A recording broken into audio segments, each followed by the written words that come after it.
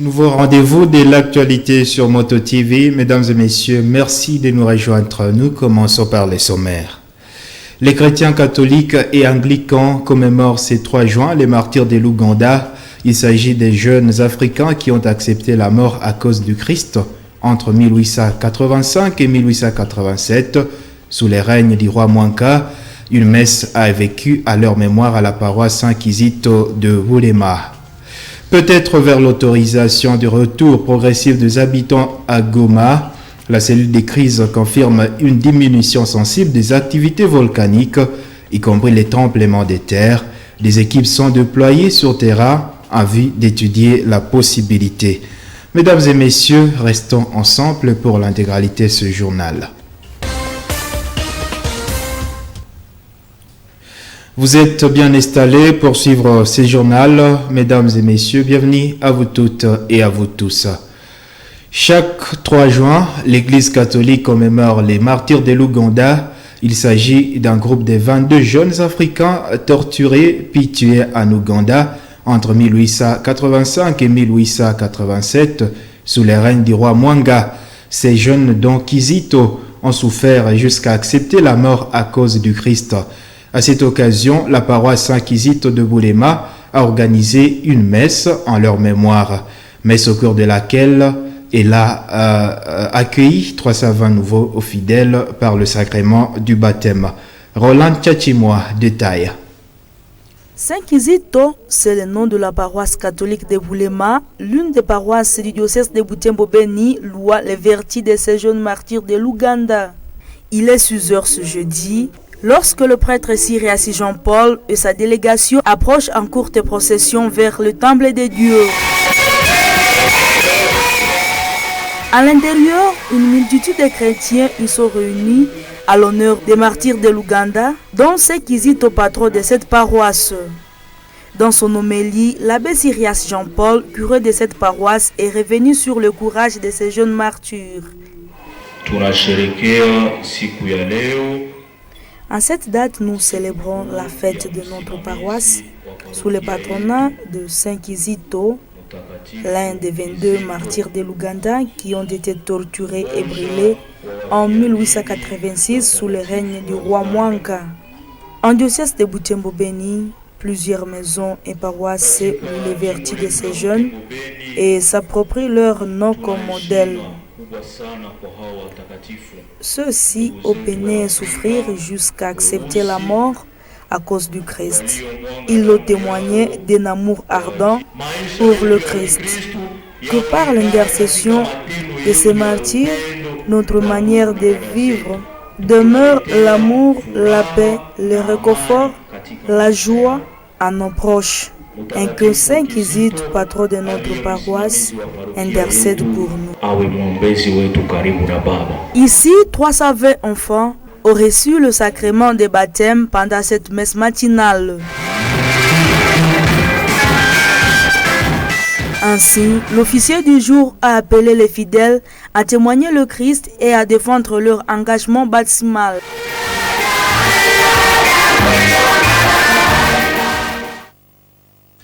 Parce qu'on parle de l'Église, sachez que le diocèse de Butembo-Beni, en collaboration avec la Conférence épiscopale nationale du Congo et l'Assemblée épiscopale provinciale de Bukavu, organise une collecte spéciale ce dimanche 6 juin 2021 en faveur de déplacés de Goma.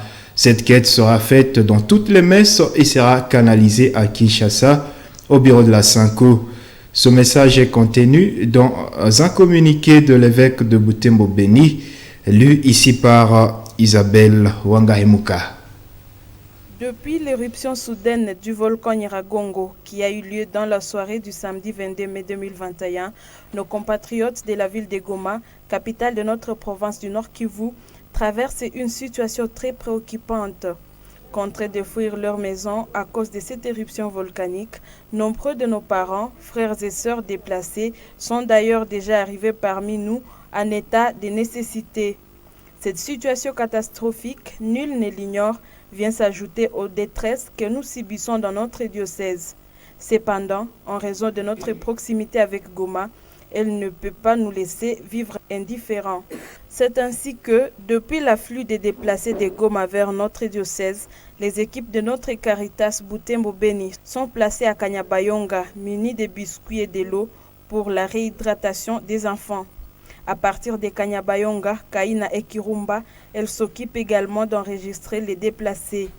Dans cet esprit, comme la veuve qui avait pu donner de son indigence, Marc 12, 41 à 44, chacun de nous est appelé à donner, dans la mesure du possible, de ce que nous sommes et de ce que nous avons, eau, vivres, habits, logements et autres. Voilà pourquoi, en communion avec la Conférence épiscopale nationale du Congo Sengo, ainsi qu'avec l'Assemblée épiscopale provinciale de Bukavu ACPB, nous sommes invités à organiser une quête spéciale pour venir en aide aux compatriotes sinistrés de Goma au cours de toutes les célébrations du dimanche 6 juin 2021, solennité du 13 Saint-Sacrement, ou le dimanche 13 juin 2021, solennité du Sacré-Cœur de notre Seigneur Jésus-Christ. Toutes ces quêtes seront versées au bureau des Caritas Butembo Beni, qui, à travers les bureaux diocésains des OMP, est chargé de les transmettre à la Sengo au plus tard le 14 juin 2021.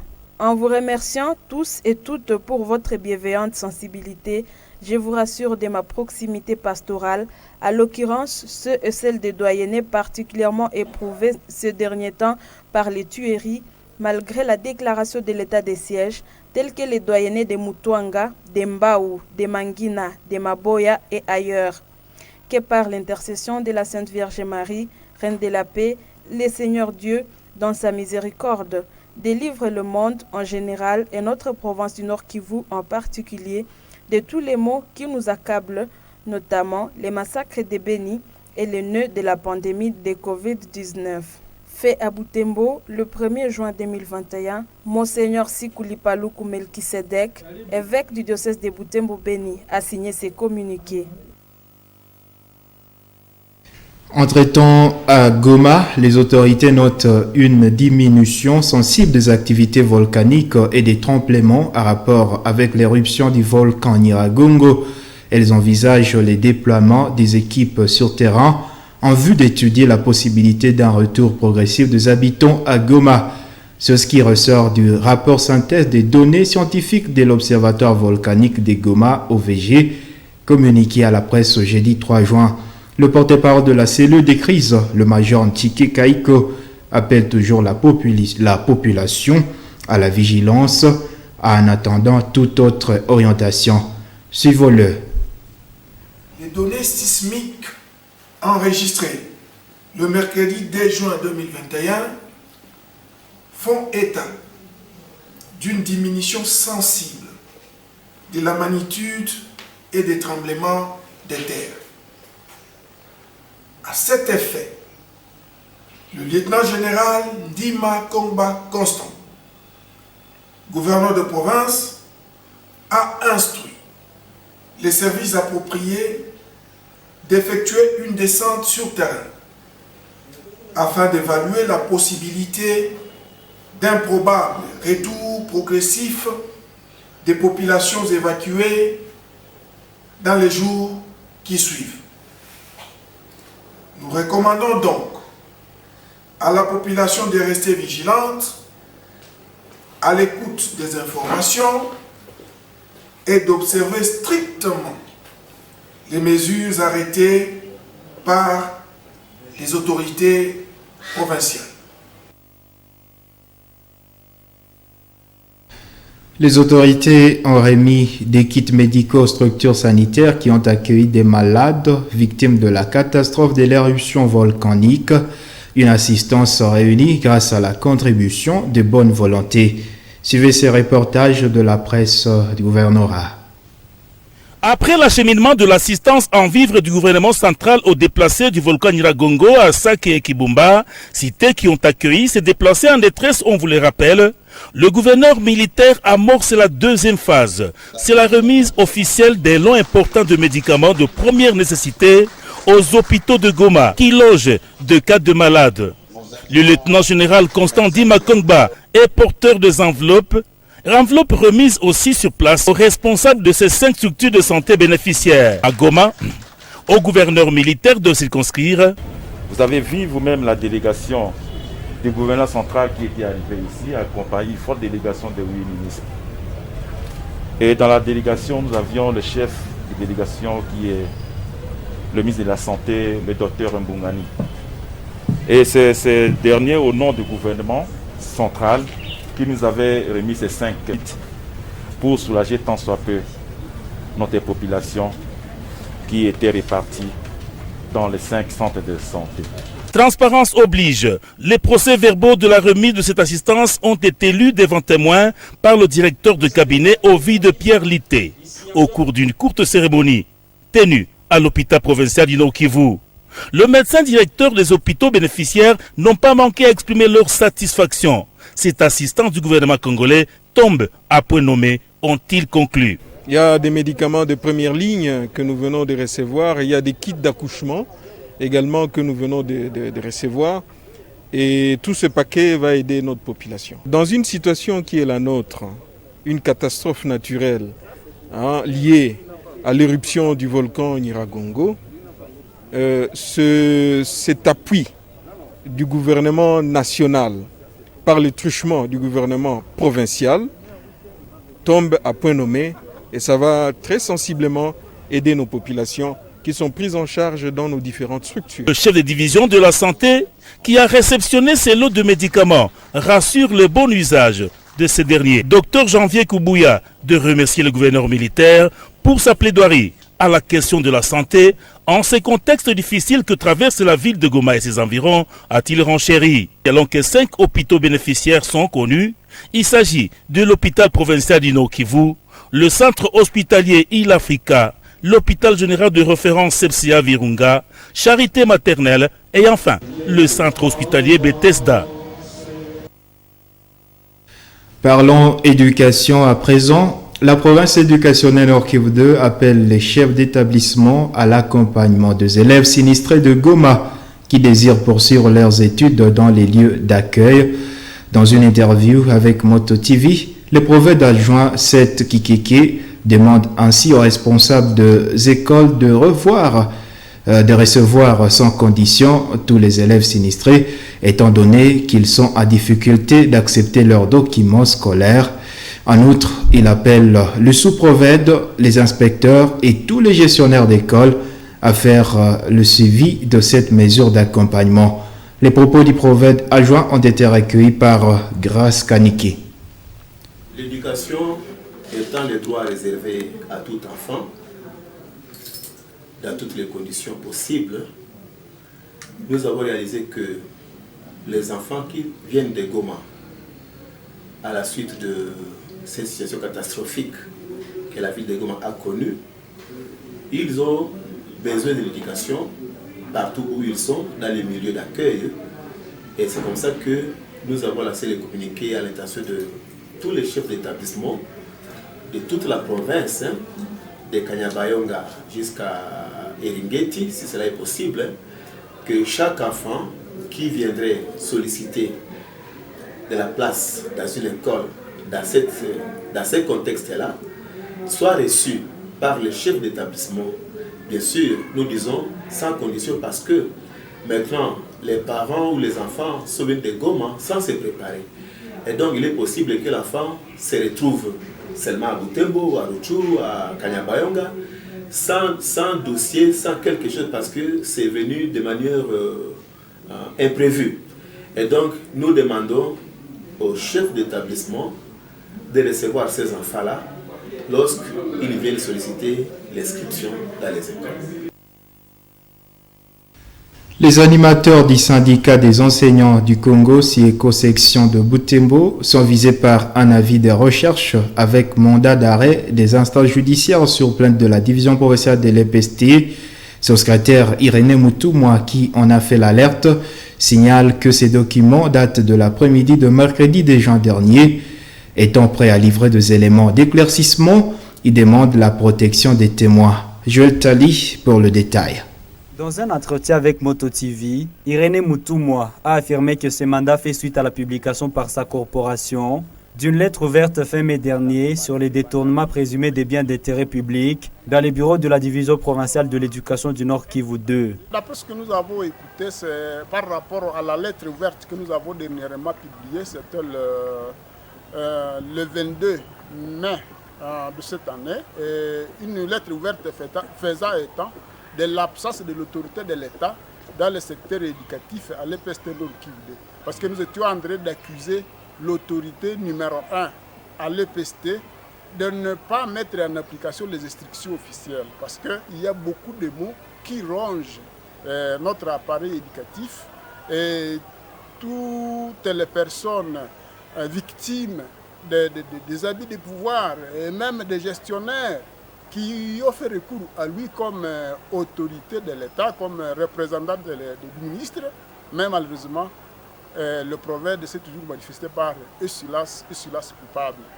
Nous avons fait aussi état d'une perte, sinon vol ou alors détournement d'une dizaine de cartons de thermoflash, une affaire qui date du mois de novembre dernier et qui a connu un long processus parce qu'elle a d'abord été écoutée à l'ANER et puis à la police PNC Boutembo et dernièrement à la cour d'appel Goma. D'après Irénée Moutoumwa, son bureau est prêt à comparaître pour apporter des éléments d'éclaircissement si l'objet de leur poursuite est la dénonciation du contenu de leurs documents publiés fin mai. Nous avons lancé une lettre ouverte, une lettre que nous avons ouverte à tout le monde, que nous avons publiée. C'est pour que chacun puisse tirer ce qui l'intéresse et au besoin, si on a besoin des éléments d'éclaircissement, qu'on puisse nous chercher selon la procédure légale et nous sommes prêts à fournir tous les éléments de preuve pour tout ce que nous avons dénoncé dans cette lettre au sujet de tout, vraiment tous les contenus. Ce représentant des enseignants de Boutembo demande aux autorités de remettre les victimes et leurs défenseurs dans leurs droits en les protégeant pour faciliter un bon aboutissement de cette affaire.